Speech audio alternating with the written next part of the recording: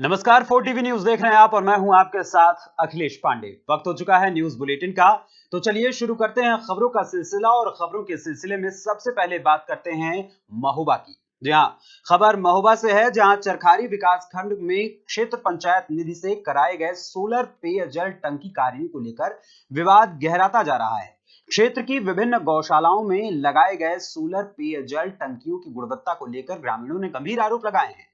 उनका कहना है कि लाखों रुपए खर्च किए जाने के बावजूद कार्य मानकों के अनुरूप नहीं कराए गए हैं। ग्रामीणों का आरोप है कि ब्लॉक प्रमुख सीमा कुशवाहा के कार्यकाल में क्षेत्र पंचायत निधि से गौशालाओं में सोलर पेयजल टंकियों की स्थापना कराई गई थी। प्रत्येक कार्य के लिए लगभग 8 से 10 लाख रुपए तक का भुगतान भी किया गया, लेकिन जमीनी स्तर पर कार्य की गुणवत्ता बेहद खराब है। ग्रामीणों का यह भी आरोप है कि कई स्थानों पर टंकियों की संरचना कमजोर है, पाइपलाइन और फिटिंग कार्य निम्न स्तर का है तथा सोलर पैनलों की स्थापना भी तकनीकी मानकों के अनुरूप नहीं की गई है। अगली खबर कुशीनगर से है। जी हां, कुशीनगर में पूर्ण रूप से अतिक्रमण की चपेट में आ चुके जनपद के नगर पंचायत तमकुही राज के नगरवासी प्रतिदिन जाम से जूझ रहे थे, क्योंकि सड़क के दोनों पटरियों पर दुकानदारों ने अतिक्रमण कर पूरी पटरी को अपने कब्जे में ले लिया था, जिसके कारण लगातार लोगों को जाम से जूझना पड़ रहा है। नगर को अतिक्रमण मुक्त कराने के उद्देश्य से उपजिलाधिकारी तमकुही राज आकांक्षा मिश्रा, पुलिस क्षेत्राधिकारी जयंत यादव और नगर पंचायत के अधिशासी अभियंता उत्तम वर्मा ने सघन सफाई अभियान चलाया और इस तरीके के अतिक्रमण को खाली कराने का काम किया है, जिसमें सड़क की पटरियों पर कब्जा करके दुकान लगाने वाले ठेला रेड़ी खोमचा व्यापारियों के दुकानों को वहां से उठवा के हटवाया गया। त्योहार के दृष्टिगत अभी हमने सड़क पे जो अनधिकृत रूप से ठेले वगैरह लगे थे इनको हटवाया गया है, ताकि सड़क हमारी थोड़ी खुल सके। विगत कई दिनों में आम पब्लिक की कंप्लेंट्स भी आ रही थी। एक दो बार तो एम्बुलेंस वगैरह भी फंस गई है, तो इसके चलते हम लोगों ने सड़क पे जो अनधिकृत रूप से ठेले और शॉप्स वगैरह लगाए हुए थे उनको यहाँ से हटवाया है। और सभी लोगों से अनुरोध भी है कि जो भी उनका अनधिकृत अतिक्रमण है नगर पंचायत की रोड पे उसको हटा लें, क्योंकि त्योहार के बाद हम व्यापक स्तर पे इसकी कार्रवाई करेंगे। क्या कस्बे वाले या उम्मीद पाल लें कि अब हमें जाम से मुक्ति मिल जाएगी? कोशिश प्रयास यही है।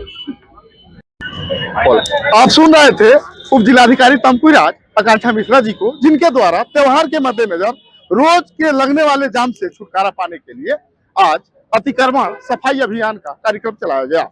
इनके साथ पुलिस क्षेत्राधिकारी जयंत यादव और नगर पंचायत के ईओ उत्तम वर्मा के साथ साथ नगर पंचायत के सभी सफाई कर्मचारी मौजूद रहे। वीडियो जर्नलिस्ट के साथ अहमद हुसैन, 4 टीवी कुशीनगर। इसी क्रम में बढ़ते हैं अगली खबर की ओर, जो कि औरैया से है। होली पर्व के मद्देनजर औरैया के सदर कोतवाली पुलिस की अवैध कच्ची शराब के खिलाफ बड़ी छापेमार कार्रवाई की गई है। पुलिस के द्वारा पछैया बस्ती में अवैध रूप से शराब बनाने वालों के ठिकानों पर अचानक दबिश दी गई है, जिसकी वजह से वहां पर हड़कंप मच गया। वहीं मौके पर भारी मात्रा में लहन बरामद किया गया है। पुलिस ने तत्काल उस लहन को नष्ट कराया। अवैध शराब कारोबारियों को सख्त चेतावनी भी दी गई है कि दोबारा धंधा करने पर कड़ी कार्रवाई की जाएगी। वहीं छापेमारी के दौरान कोतवाल राजकुमार सिंह सहित भारी पुलिस बल मौजूद रहा। त्योहार के दौरान शांति व्यवस्था बनाए रखने को लेकर पुलिस का साफ संदेश रहा कि अवैध कारोबार किसी भी कीमत पर बर्दाश्त नहीं किया जाएगा।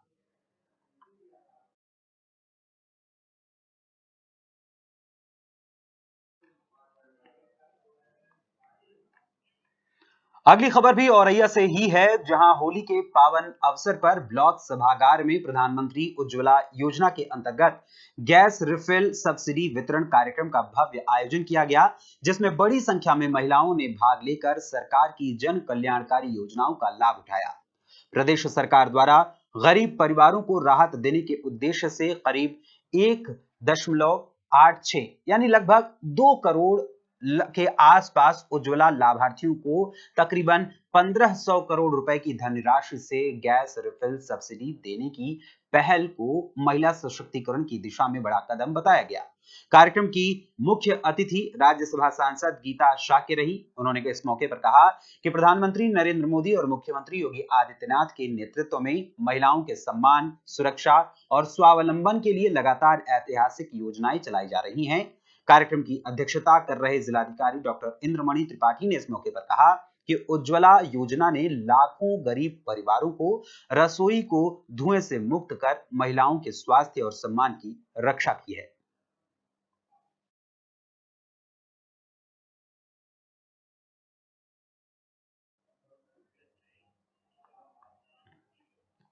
इसी क्रम में अगली खबर महोबा से है। महोबा में सिस्टम की शर्मनाक लापरवाही देखने को मिली है। यहां 100 साल की बुजुर्ग महिला को शौचालय में बंद कर दिया गया। जैतपुर के चमरुआ गांव में ये पूरी घटना घटी है, जहां मानवता शर्मसार हो गई है। बिना देखे शौचालय के केयरटेकर ने बाहर से ताला जड़ दिया।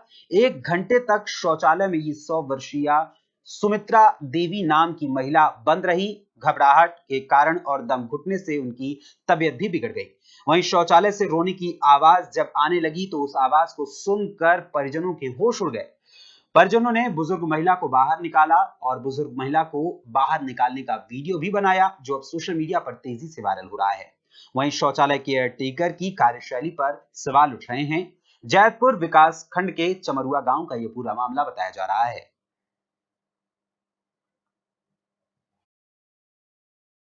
तुम्हारी जोर से लगाई जब भी खुला ना ये तो लगे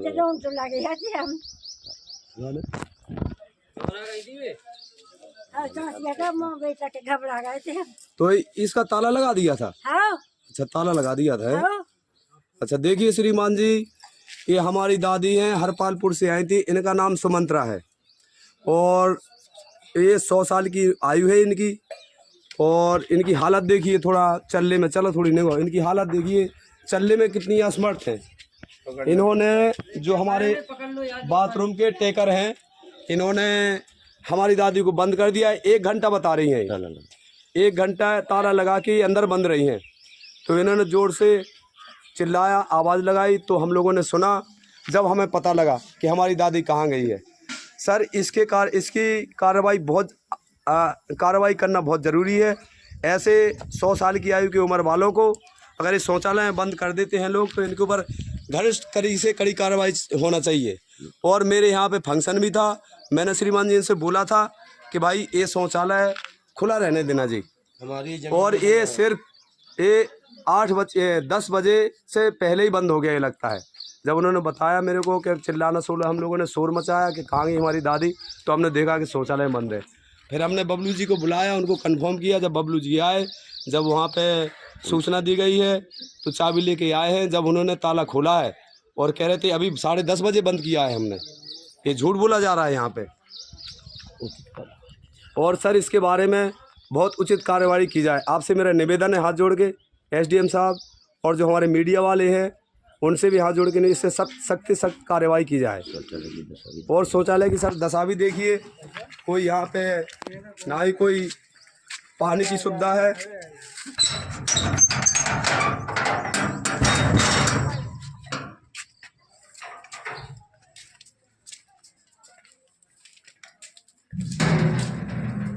यहाँ सर देखिए ना कोई टोटी यहाँ पे, ना ही कोई पानी। इसकी गंदगी देखिए श्रीमान जी आप यहाँ पर। और किसी भी उसमें कोई सुविधाएं नहीं है, कोई टोटी नहीं है, कोई बल्ब नहीं है, कोई सर लाइट नहीं है। ये देखिए सर यहाँ पे कोई सुविधा नहीं दी जा रही, यहाँ लोगों को परेशान कर दिया जा रहा है। और श्रीमान जी आप लोगों से मेरा कहना है कि जहाँ पे इन्होंने वो टैंक बनाया है, आपको टैंक की सिचुएशन दिखाता हूँ, जरा पीछे आइए आप चल के, मैं आपको टैंक। अगली खबर सोनभद्र से है, जहां तेज रफ्तार का कहर देखने को मिला है। यहां तेज रफ्तार एक ट्रक ने खड़ी ट्रेलर को जोरदार टक्कर मार दी, जिसकी वजह से केबिन में चालक फंस गया। मौके पर अफरा तफरी मच गई और उसके बाद राहत बचाव कार्य भी शुरू कर दिया गया। गौरतलब है कि राहगीरों ने जब इस घटना को देखा तो वो मदद के लिए आगे बढ़े और उन्होंने घायल चालक को ट्रक से बाहर निकालकर अस्पताल पहुंचाया। अनपरा थाना क्षेत्र के बैरपान रिहंद ढाबा के समीप की यह घटना बताई जा रही है, जिसमें ये रफ्तार का कहर देखने को मिला है।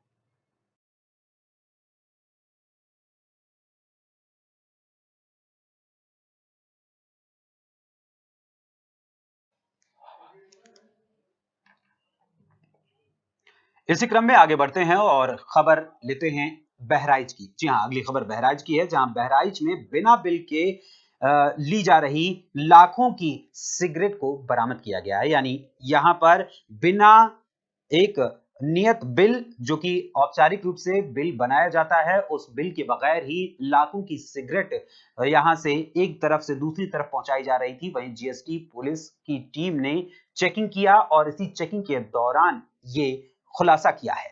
ई रिक्शे पर ये जो सिगरेट ले जाई जा रही थी उसकी कीमत लगभग 2,40,000 रुपए के आसपास की बताई जा रही है। वहीं गौरतलब है कि पुलिस और जीएसटी टीम ने इस सिगरेट को कब्जे में ले लिया है और जांच शुरू कर दी है। कोतवाल नगर प्रदीप सिंह जीएसटी अधिकारी हरीश चंद्र की अगुवाई में यह कार्रवाई की गई है। वहीं शहर के गोमती पान मसाला एजेंसी से सिगरेट उठाई गई थी। दरगाह थाना क्षेत्र के आशियाना कॉलोनी में एजेंसी स्थित है। गौरतलब है कि शहर के घंटाघर चौक पर ये बिना बिल की सिगरेट बरामद की गई है। कब्जे में बिना बिल की सिगरेट को लेकर प्रशासनिक जांच भी शुरू कर दी गई है। ये पूरा मामला बहराइच कोतवाली नगर स्थित घंटाघर चौक के पास का बताया जा रहा है।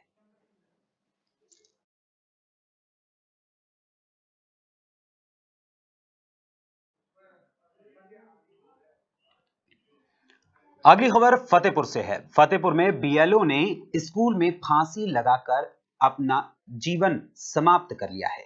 मृतक के जेब से एक सुसाइड नोट भी बरामद हुआ है, जिसके बाद हड़कंप मचा हुआ है। वहीं एसडीएम बिंदकी और बीईओ का जो जिक्र है वो भी इस सुसाइड नोट में किया गया है। एसडीएम बिंदकी और बीईओ का जिक्र किया गया है सुसाइड नोट में। और गौरतलब है कि एसआईआर में शिक्षा मित्र अखिलेश की ड्यूटी लगी थी, जिसके बाद इस तरीके की उसने कदम उठाए हैं। वहीं छुट्टी न मिलने से वो लगातार परेशान थे। बीएलओ अखिलेश सविता लगातार अपनी छुट्टियों की बार बार एप्लीकेशन दे रहे थे, लेकिन वो रिजेक्ट हो जा रही थी। 8 मार्च को मृतक के बेटी दिव्यांशी की शादी होनी थी। वहीं गौरतलब है कि एडीएम समेत आला अधिकारी जब इस घटना के संज्ञान में लेते हैं तो उसके बाद वो मौके पर पहुंचते हैं और जांच में जुट गए। बिंद की कोतवाली के प्राथमिक विद्यालय आलियाबाद का ये पूरा मामला बताया जा रहा है, जिसके बाद यहां पर हड़कंप मचा हुआ है और मृतक के परिवार में कोहराम मचा है।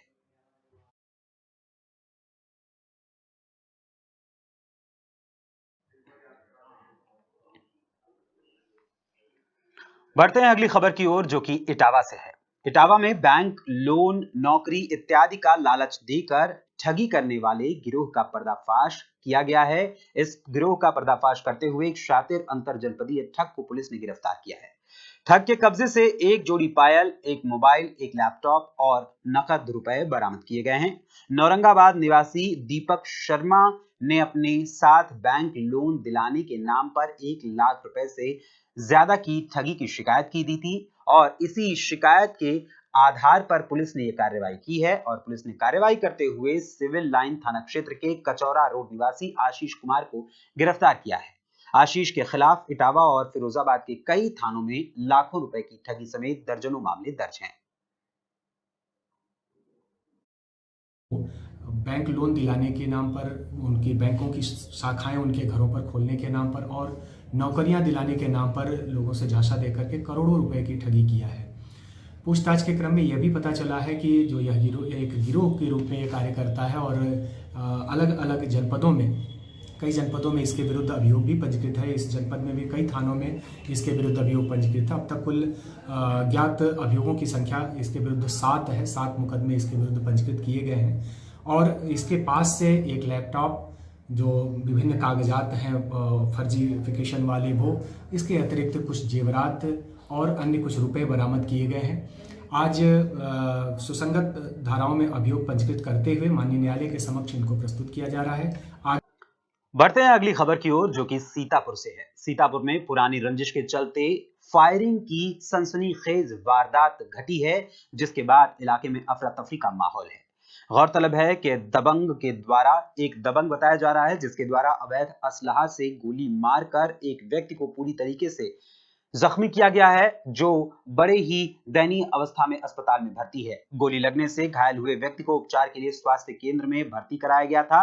गंभीर अवस्था में उसे जिला अस्पताल भी रेफर कर दिया गया। वहीं ये पूरा मामला जनपद के महोली इलाके का बताया जा रहा है, जिसके बाद इलाके में हड़कंप मचा हुआ है। क्या हुआ, कहाँ जा रहे थे, क्या हुआ है? जा रहे थे दाना लेने गए थे जी। किसी और से कहने जो रहा है किसी और से जिनके घर कचहरी है, उनके घर में कुछ लोग आए थे और उन्होंने पीछे से फायरिंग कर दी। पहली वाली कमर में लगी, दूसरी वाली नहीं लगी। किसने गोली मारी है? दो मारे, एक नहीं लगी, एक लगी। अच्छा, किसने मारा है? किसने मारा है? अटल वाजपेयी, कमल वाजपेयी का लड़का, कमल वाजपेयी का लड़का है। 3 नोट के साथ में। अच्छा, कहाँ रहने वाले हैं? इनका क्या नाम है? जो घायल हुए, इनका क्या नाम है? इनका क्या नाम है? उनका अवनीत कुमार दीक्षित, अच्छा, कहाँ के रहने वाले हैं? मोहल्ली विकास नगर। अच्छा, इसी क्रम में आगे बढ़ते हैं और रुख करते हैं अगली खबर की ओर। अगली खबर इटावा से है। इटावा के होटल राज पैलेस में छापेमारी की गई है, जहां संदिग्ध गतिविधियां मिली हैं। होटल राज पैलेस में 3 युवतियों समेत आधा दर्जन से अधिक युवकों को भी हिरासत में पुलिस ने लिया है इस छापेमारी के दौरान। वहीं गौरतलब है कि इस छापेमारी में होटल के बाहर खड़े परिवार की महिला के साथ होटल में मौजूद लड़कों द्वारा जो छेड़छाड़ की गई थी, उसकी शिकायत के बाद पुलिस ने यह कार्रवाई की है। मौके पर भारी पुलिस बल भी वहां पर मौजूद है, बड़ी संख्या में पुलिस बल मौजूद है। पुलिस और पड़ोसियों के हंगामा करते ही होटल की छत से युवक कूद गए, जिसके बाद अफरा तफरी मच गई। वहीं अवैध तरीके से होटल में ये काम संचालित किया जा रहा था और ये होटल भी अवैध रूप से संचालित किया जाना बताया जा रहा है। कोई भी मानक यहां पर पूर्ण नहीं है। होटल में अवैध रूप से शराब भी पिलाई जा रही है और जिस्म फरोशी का धंधा भी किया जा रहा है। वहीं मौके पर पुलिस जो पहुंची, उसने छापेमारी की। पुलिस ने बारीकी से जांच की, पड़ताल की और होटल के रिसेप्शन काउंटर पर लड़कियों की रेट सूची भी इस जांच पड़ताल में पाई गई है। इटावा के एक दिल क्षेत्र के अंतर्गत मानिकपुर मोड़ का यह पूरा मामला बताया जा रहा है, जिसको लेकर पुलिस अग्रिम कानूनी कार्रवाई में जुट गई है। वन होटल की छतों से कूदने का प्रयास किया, जिनको पकड़ लिया गया और उनसे पूछताछ की जा रही है। साथ ही यहाँ पर आने के बाद अंदर 2-3 कस्टमर्स दिखे हैं, जिनसे पूछताछ की जा रही है और आगे के जो इनके कागजात हैं, लाइसेंस है, इन सब पहलुओं पर विस्तृत पूछताछ करके आगे की अग्रेतर विधि कार्रवाई अमल में लाई जाएगी। अभी इस तरह की चीज़ें, चूंकि पर्याप्त समय मिल चुका था, तो मेरे आने के पश्चात इस तरह की चीज़ें नहीं है। हाँ, 2 युवतियां हैं और बाकी एक पुरुष अपना ऊपर ड्रिंक कर रहा था। इन सारी चीज़ों के विषय में ये इनके लाइसेंस की शर्तों में ऐसा कुछ है कि नहीं है, इन सब बातों पर कल हम लोग विस्तार से इस पर जांच करके आप लोगों को अलग से अवगत कराएंगे। जी, 3 व्यक्ति बताए जा रहे हैं। ये 3 व्यक्ति जो छत से कूदे थे, उनको अभी हिरासत में लेकर के पूछताछ किया जा रहा है और कल जैसा तहरीर प्राप्त होगा, उसके अनुरूप आगे की अग्रेतर विधि कार्रवाई अमल में लाई जाएगी। अभी इस संबंध में हम लोग जांच पड़ताल कर रहे हैं, जो भी तथ्य सामने आएंगे उससे अवगत कराया जाएगा। ये थाना एकदिल क्षेत्र के मानिकपुर मोड़ चौकी के अंतर्गत आता है। तो थाना प्रभारी भी साथ में है, थाना पुलिस साथ में है, महिला कांस्टेबल है, सबके साथ हम लोग आकर के यहाँ पर किए हुए हैं। आगे की जो भी चीजें होंगी वो फोरेंसिक टीम और बाकी मजिस्ट्रेट की उपस्थिति में आगे की कार्रवाई हम लोग अमल में लाएंगे। अभी सीज करने की आवश्यकता नहीं प्रतीत हुई। जब हम लोग दस्तावेजों को जांच कर लेंगे, अगर ये इलीगल तरीके से चलाया जा रहा है तो निश्चित तौर पर इसको फिर हम लोग सील करेंगे। इसी क्रम में अगली खबर सीतापुर से है, जहां अवैध प्लॉटिंग पर जिला प्रशासन का बुलडोजर गरजा है और हड़कंप मचा हुआ है। जिले के विनिमित क्षेत्र में 2 अलग अलग स्थान पर अवैध रूप से प्लॉटिंग की जा रही थी और बिना लेआउट पास कराए अवैध प्लॉटिंग की जा रही थी और यहां पर प्लॉटिंग के साथ साथ निर्माण कार्य भी जारी था, जो कि अवैध बताया जा रहा है। इस मामले की जानकारी लगने के बाद प्रशासन पूरी तरीके से हरकत में आया और प्रशासन बुलडोजर लेकर मौके पर पहुंच गया। बुलडोजर कार्रवाई से प्लॉटिंग कारोबारी पूरी तरीके से घबराए हुए हैं। जनपद के रामकोट एवं खैराबाद क्षेत्र का यह पूरा मामला बताया जा रहा है, जहां पीला पंजा यानी बुलडोजर गरज रहा है।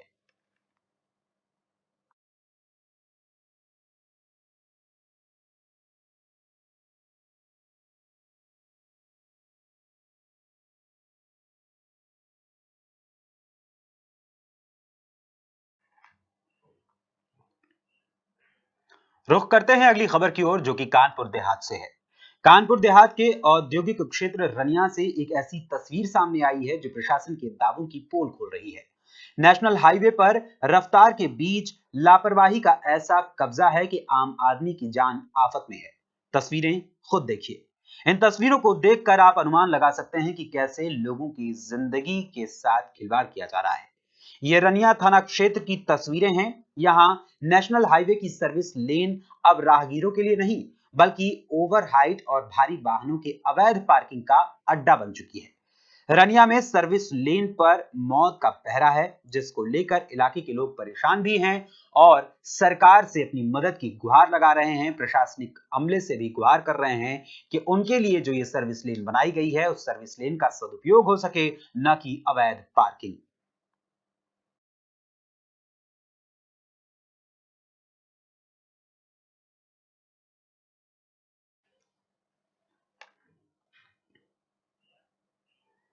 बढ़ते हैं अगली खबर की ओर, जो कि इटावा से है। इटावा में फांसी के फंदे पर लटके मिले नाबालिग प्रेमी युगल को पाकर गांव में हड़कंप मच गया है। जी हां, एक गांव के बाहर खेतों में दो युगल यानी एक नाबालिग प्रेमी जोड़ा खेतों में पेड़ पर फंदे से लटका हुआ था, जिसको देखकर, जिसकी भयावह तस्वीरों को जब लोगों ने देखा तो सभी के मन पसीज गए, सब में हड़कंप मच गया।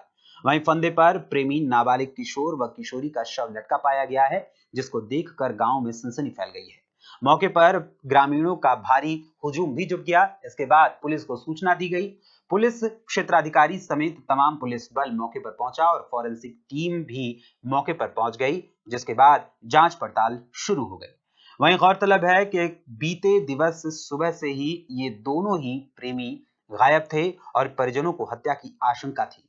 एक साथ एक ही स्कूल में ये दोनों ही नाबालिग पढ़ते थे। बातचीत के चलते लड़की की पढ़ाई भी रुकवा दी गई थी। बकीवर थाना क्षेत्र के नगला भजू गोपियापुर की ये पूरी घटना बताई जा रही है। सुबह बात की ना मैंने शाम टाइम, तो ये लड़की जो ना है, ये इससे बात करता था, तो मैंने ये लेके चला गया था सुबह। ये यहाँ की पता नहीं है कैसे क्या हुआ। बोला भाई मैं आ रहा हूँ, कानपुर हूँ। कानपुर से फिर उसके बाद मैंने कहा, भैया मेरे पास पैसे डाल दे। मैंने कहा पैसे डाल दे तेरे पास। 8 बजे के बाद उसका फोन स्विच ऑफ हो गया। रवि ने नंबर मांगा, भाई ने ला के यहाँ के है कि उसका मोबाइल ट्रेस करेंगे। उन्होंने नंबर लिया, उसके बाद उसका फोन स्विच ऑफ हो गया। आपको तो फर्स्ट साफ पता चल रहा है किसी ने मार के टांगा है। यहाँ पे पता नहीं किसी, मैं तो घर था, लोगों ने यहाँ देखा तभी पता चला।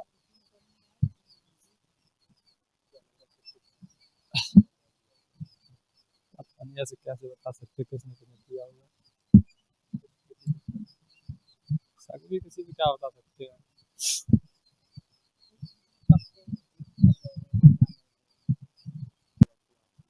आज का आदिया सुनी है कि अभी फांसी लगाई ली तो करमन भेजा था। यहाँ बातचीत हमने फोन एकदम पकड़ो है गुजा को, मोड़ी को फोन पकड़ो, तो हमने जो सोची कि हम शादी कर दी, बेइज्जती ना हो, तो फिर हमने लड़का दे चलो।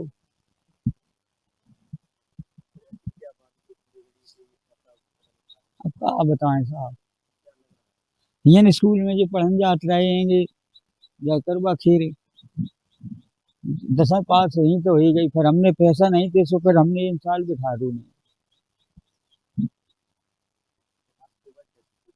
आज सूचना मिली साहब कि हम 2 लोग की फांसी लगाए टंगे, फिर हम भेजा था सवेरे देखें का जी कहेंगे। कौन से लड़की से? लड़की ने साहब जन फोन जन ने कराओ, शाम के बाद करी साहब। हमने कही कि बिटिया भाजी आओ, काय के लिए बढ़ापे पे मेरी बेइज्जती करे हो। तो जे लड़का को भैया है वो जाने बात करी, दूसरे लड़का तो मैं हमने बात कराई अपने फोन से, जाने फोन लगवाओ, अब नंबर दो मेरे घर को। मोड़ी ने दो या हमारे लड़का का नंबर जाना नहीं हो, मोड़ी ने नंबर दो, तो जाने बात कराई तो कही भजिया बिटिया घर है। क्या बता हैं? सक्का साहब जी सामने हैंगे जे लड़का साहब आते करे जे रोज ये 3-4 लड़का जे आते करे रोज मेरे गांव में, रोज रात में दिन में जे लड़का आते करे जे लड़कन को नाम तो हम जाने, एक तो राजेश को है वो साहब, और इनके घर में एक है वो कोई जो 3-4 लड़का आते करे तो जो सौदा लेना आते करे रातों में दिन में 10 चक्कर काटा रात के।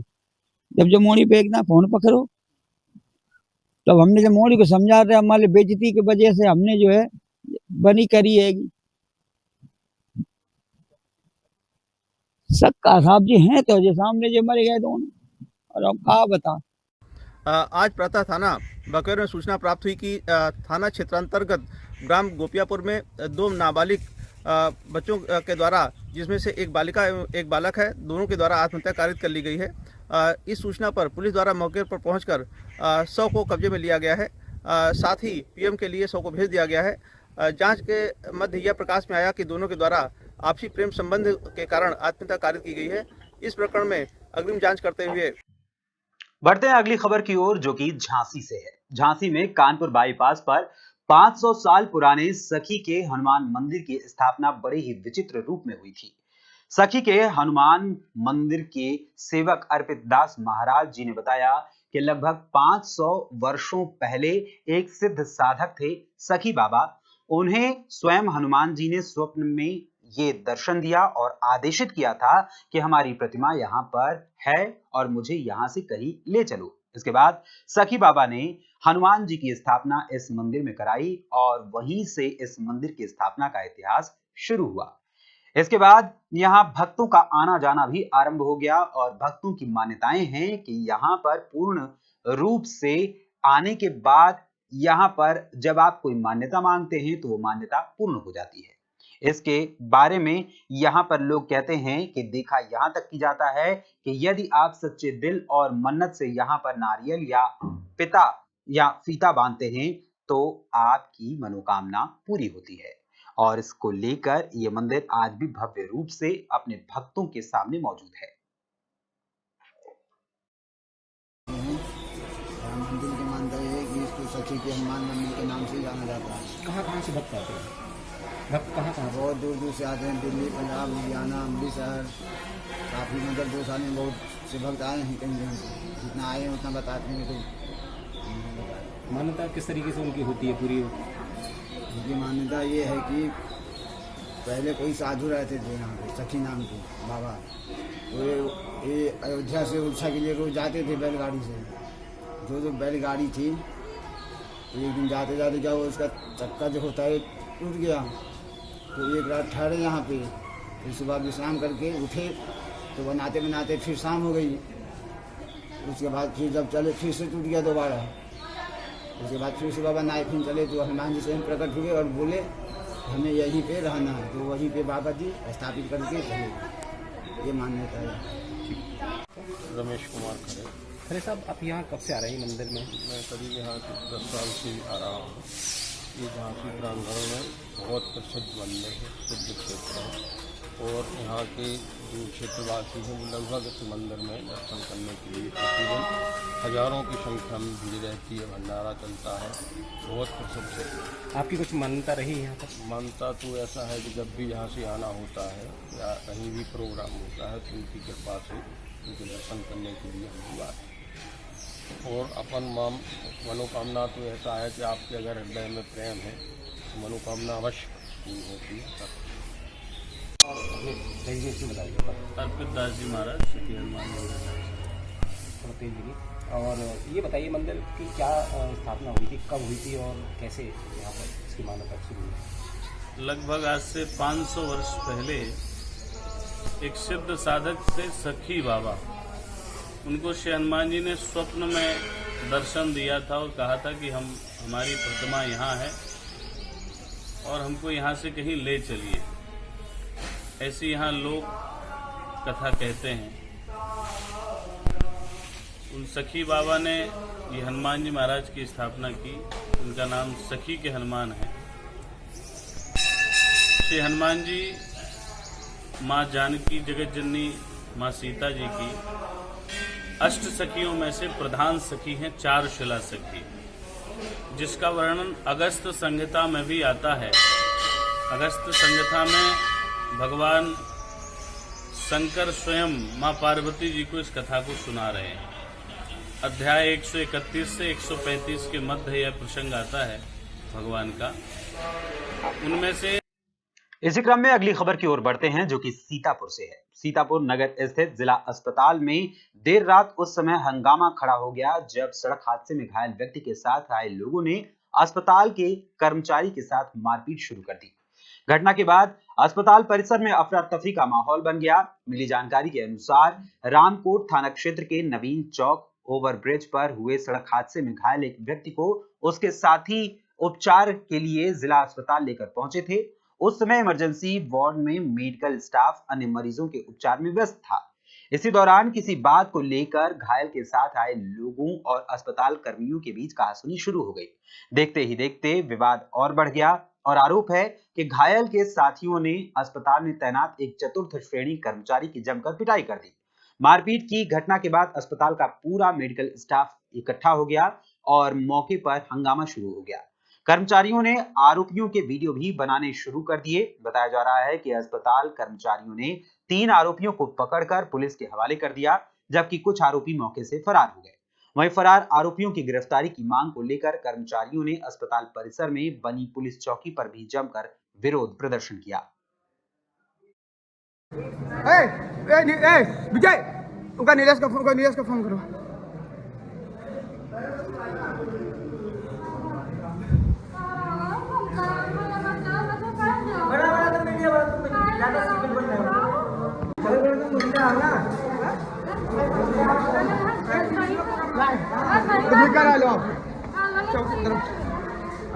सुनो भाई, तो ड्यूटी का टाइम मानी नहीं, ये सब काम आज ड्यूटी पे ऑन टाइम ड्यूटी पे इतने लोगों ने हमको घेर के मारा है। इतने लोग हमारा पेशेंट का एक्सीडेंट करके आए हैं, इतने लोग हमको इमरजेंसी करके मारा है।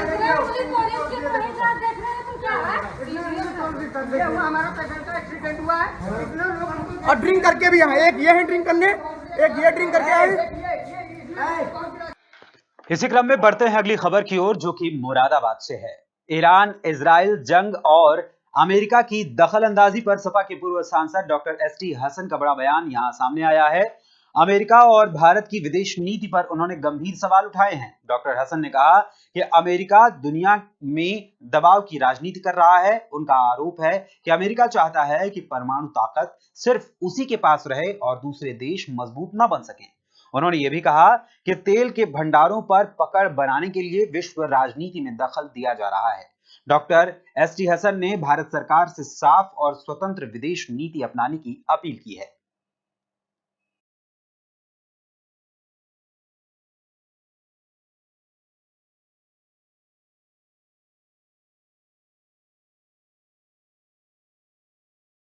जी ने अभी 4 दिन पहले वहां पे जाकर ये बात कही कि हिंदुस्तान इसराइल के साथ खड़ा है हर वक्त।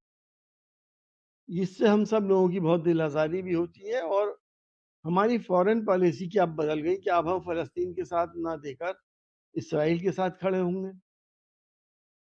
अच्छा, ऐसे हालात में अमेरिका के राष्ट्रपति धमकी दे रहे हैं, तो वो तो धमकाते ही। आपने देखा नहीं कि जब ऑपरेशन सिंदूर किया था तो उन्होंने धमका दिया हमारे प्रधानमंत्री जी को। अब उन्हीं के कहने पे मुझे ऐसा शुबा होता है कि कोई खिचड़ी पकड़ी थी जो हमारे प्रधानमंत्री जी इसराइल गए थे और उसके 48 घंटे बाद या तीसरे दिन जो है आज ये जंग शुरू हो गई। तो हम कठपुतली क्यों बन गए किसी के हाथों की? हम एक सॉवरेन देश हैं और नॉन अलाइंड देश हैं। हमें अपने देश का सम्मान और अपने देश की इज्जत को बरकरार रखना चाहिए। आखिरी सवाल ये, खाड़ी में ऐसे युद्ध की का आमतौर पर क्या इम्पैक्ट पड़ने वाला है? देखिए, तेल की लड़ाई है, ईरान के पास भी बहुत बड़ा भंडार है और मिडिल ईस्ट में भी तेल का बहुत बड़े भंडार है। अमेरिका को पैसे की हविस है। आपने वेनेजुएला का देखा कि उसके साथ कितनी बड़ी ज्यादती करी दुनिया के सबसे बड़े डकैत ने, और वहां के प्रेसिडेंट को उठा के ले गया। उसका बेचारे का अभी आता पता हमें नहीं मालूम क्या किस।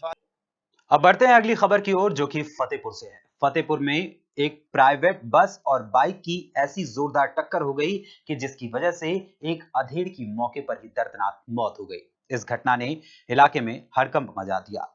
वहीं घटना के बाद बस छोड़कर बस चालक मौके से फरार हो गया और जो मृतक है उसका नाम रामकरण बताया जा रहा है। रामकरण की मौत के बाद परिजनों में कोहराम मच गया। पुलिस शव को कब्जे में लेकर पोस्टमार्टम के लिए भेज चुकी है और गौरतलब है कि यह पूरा मामला जिस तरीके से घटा है वो तेज रफ्तार का मामला दिखाई दे रहा है और पुलिस ने शव को कब्जे में लेकर पोस्टमार्टम के लिए तो भेज दिया है, लेकिन परिवार वालों का रो रो कर बुरा हाल है। वहीं यह पूरा मामला बिंदकी कोतवाली के शहबाजपुर की बताई जा रही है। यह घटना जिसको लेकर परिवार वालों में काफी रोष है।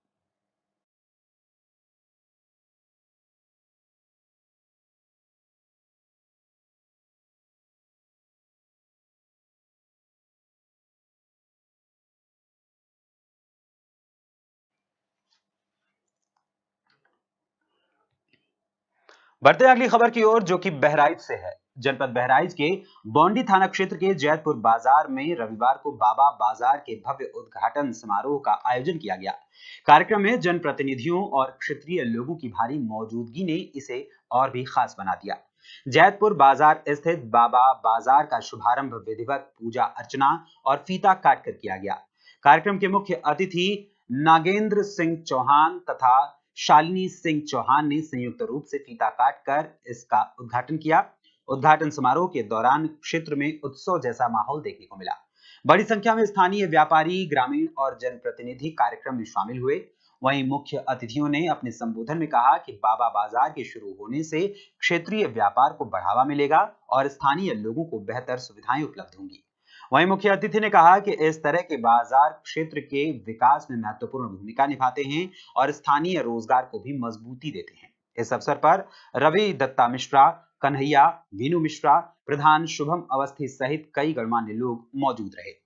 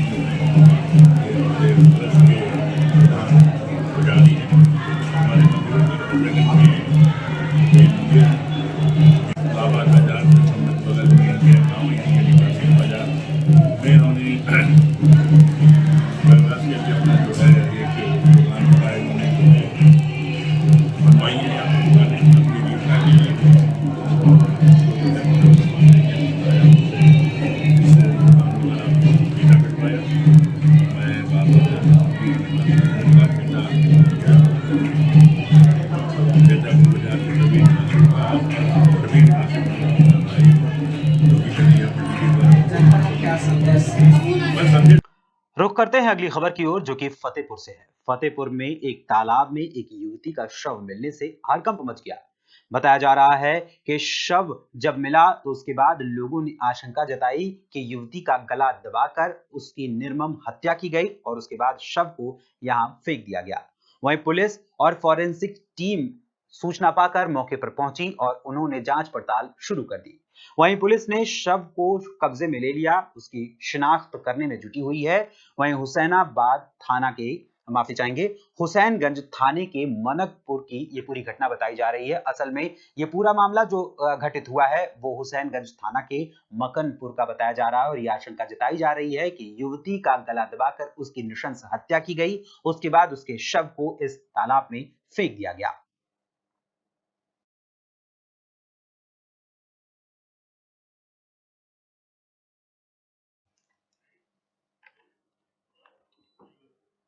बढ़ते हैं अगली खबर की ओर, जो कि संभल से है। संभल में नगर पालिका की लापरवाही के कारण थाना नखाशा, संभल शहर, फतेउल्लाह सराय, सिलबेंजा हॉस्पिटल के सामने गंदा पानी जमा हो रहा है, जिससे मरीजों जहां वहां आने जाने वाले राहगीरों को काफी परेशानियों का सामना करना पड़ रहा है और दुकानदार भी यहां खासा परेशान हो रहे हैं। ये समस्या केवल इसी इलाके तक सीमित नहीं है। संभल के कई हिस्सों में जलभराव और गंदे पानी के जमाव की समस्या आम बात है। नालों की सफाई न होने, पाइपलाइन लीकेज होने और जल निकासी की व्यवस्था न होने के कारण यहाँ जलभराव आमतौर पर रहता है, जिससे स्थानीय लोग परेशान रहते हैं। स्थानीय लोग कई बार नगर पालिका को शिकायत भी कर चुके हैं, लेकिन समस्या का समाधान नहीं हो पा रहा है। क्या नाम है आपका?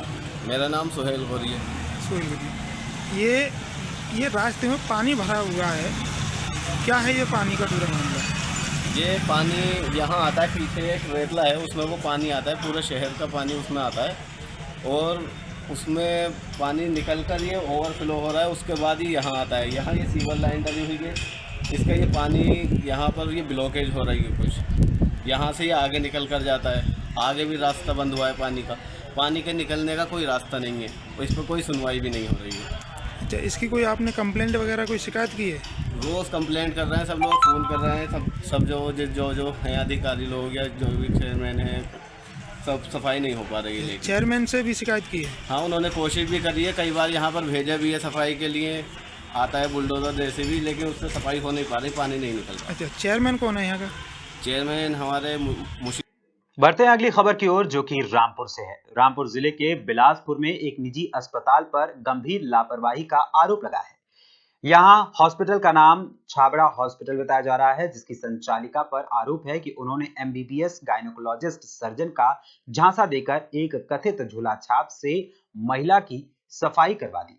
यानी उसकी जो बच्चेदानी थी, उसके पेट में बच्चा था, उसकी सफाई करवा दी, जिसके बाद महिला की हालत बिगड़ गई, गंभीर होने में और हालात बिगड़ गए, जिसके बाद गंभीर हालत में पीड़िता को पहले रामपुर से रेफर किया गया और उसके बाद वो सफदरजंग हॉस्पिटल के ICU में भर्ती कराई गई, जहां वो जिंदगी और मौत से जूझ रही है। पीड़ित महिला के पेट में दर्द की शिकायत थी।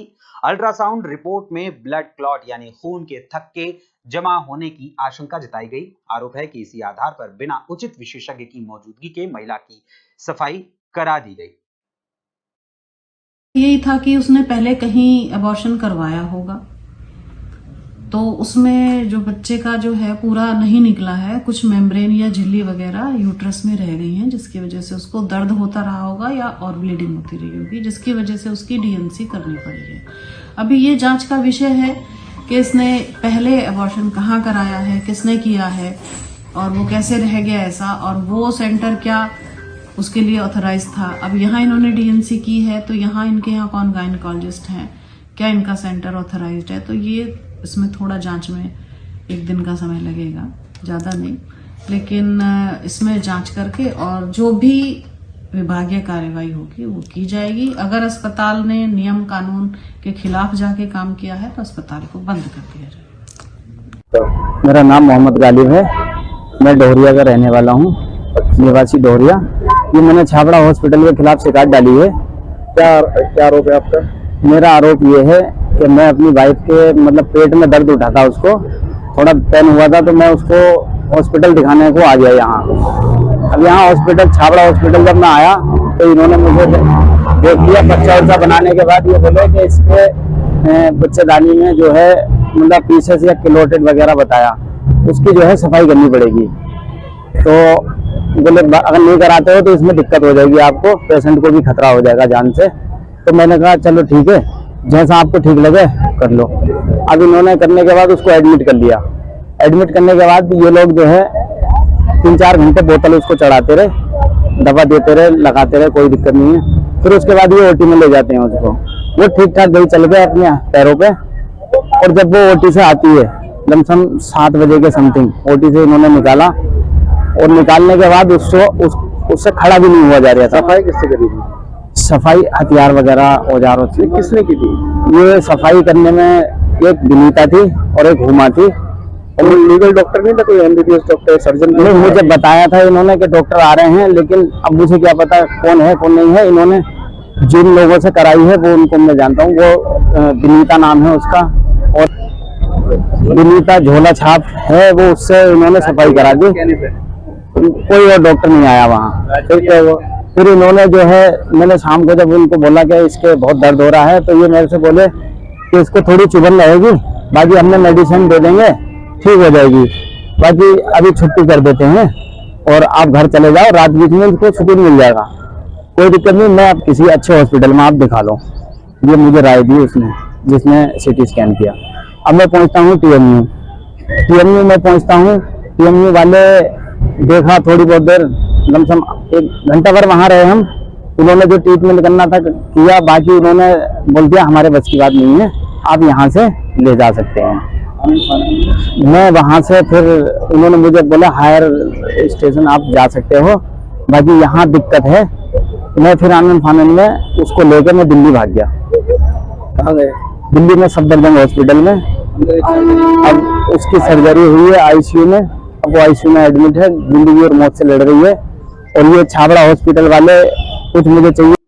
बढ़ते हैं अगली खबर की ओर, जो कि मुरादाबाद से है। मुरादाबाद में थाना मझूला क्षेत्र के आजाद नगर स्थित इमामबाड़ा में शिया समुदाय के लोगों ने ईरान के supreme leader Ayatollah Ali Khamenei की मौत की खबर पर गहरा शोक और रोष व्यक्त किया और उनकी मौत को शहादत बताया। बताया जा रहा है कि ईरान और इजराइल के बीच जारी तनाव के दौरान इजराइल के हमलों में उनके मौत यानी खामेनेई की मौत की सूचना ने शिया समुदाय में भारी आक्रोश पैदा कर दिया है। रविवार को थाना मझूला क्षेत्र स्थित इमामबाड़ा में बड़ी संख्या में शिया समुदाय के लोग इकट्ठे हुए।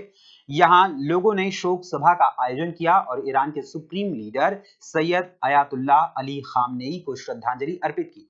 बाद में इजराइल और अमेरिका के खिलाफ लोगों ने नारेबाजी करते हुए विरोध प्रदर्शन किया और इसके बाद यहां पर अपनी बात भी सबके सामने रखी। वहीं प्रदर्शन के दौरान भारी पुलिस बल भी मौजूद रहा। मौलाना सैयद अली हैदर नूरी ने कहा कि हम इस घटना की कड़ी निंदा करते हैं, यह पूरी मानवता के खिलाफ कदम है। अंतर्राष्ट्रीय समुदाय को इस मामले में हस्तक्षेप करना चाहिए।